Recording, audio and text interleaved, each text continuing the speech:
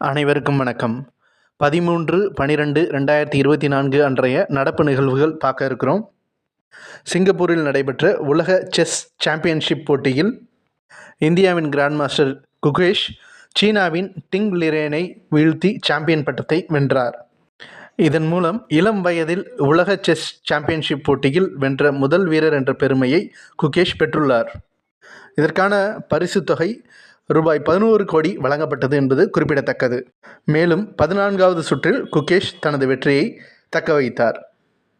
உலக chess championship பட்டம் வென்ற 2வது இந்திய வீரர் என்ற பெருமையும் குகேஷ் பெற்றுள்ளார்.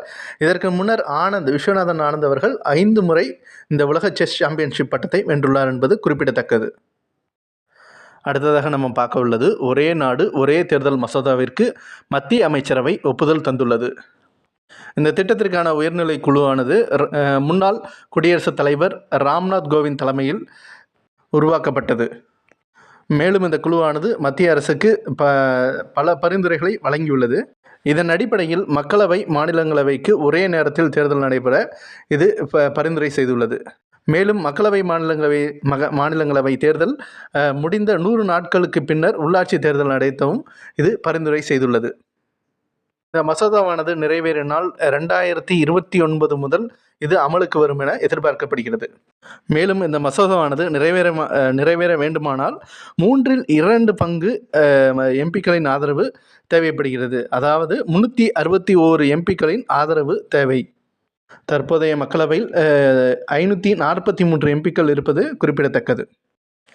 அடுத்ததாக நம்ம பார்க்க உள்ளது தமிழகத்தின் மகளிர் நலத்திட்டங்களுக்கு குடும்ப வருமான உச்சவரம்பானது ரூபாய் 72,000 ரூபாய் 1.20 லட்சமாக உயர்த்தப்பட்டு தமிழக அரசாணை வெளியிடப்பட்டுள்ளது. இந்த வருமான உச்சவரம்புக்கு கீழே என்னென்ன திட்டங்கள் வருதுன்னு பார்த்தீங்கன்னா, ஈவேரா மணியம்மையார் நினைவு, ஏழை விதவை மகள் திருமண நிதியுதவி திட்டம், முதல்வரின் பெண் குழந்தை பாதுகாப்பு திட்டம், சத்தியவாணி முத்து அம்மையார் நினைவு தையல் இயந்திரம் வழங்கும் திட்டம், அரசு சேவை இல்லங்களில் உள்ளுறைவோர்களின் சேர்க்கை திட்டம் போன்ற 5 திட்டங்கள் வருகின்றது. உங்களுக்கு தெரியும், சமூக நலத்துறை அமைச்சராக திருமதி கீதா ஜீவன் அவர்கள் உள்ளார் என்பது. அடுத்ததாக நம்ம பார்க்க உள்ளது 2028 லாஸ் ஏஞ்சல்ஸில் நடைபெறும் ஒலிம்பிக் போட்டியில் கிரிக்கெட் போட்டியானது சேர்க்கப்பட உள்ளது. 128 ஆண்டுகளுக்கு பிறகு இது நடைபெற உள்ளது என்பது குறிப்பிடத்தக்கது. அடுத்ததாக நம்ம பார்க்க உள்ளது 2025 ஜனவரி முதல் ஸ்கார்ஃபின் நீர்மூழ்கி கப்பல் இந்திய கடற்படையில் இணைக்கப்பட உள்ளது. இந்த ஸ்கார்ஃபின் நீர்மூழ்கி கப்பல் என்பது பிரான்சின் தொழில்நுட்பத்தின் உதவியுடன் உருவாக்கப்பட்டது.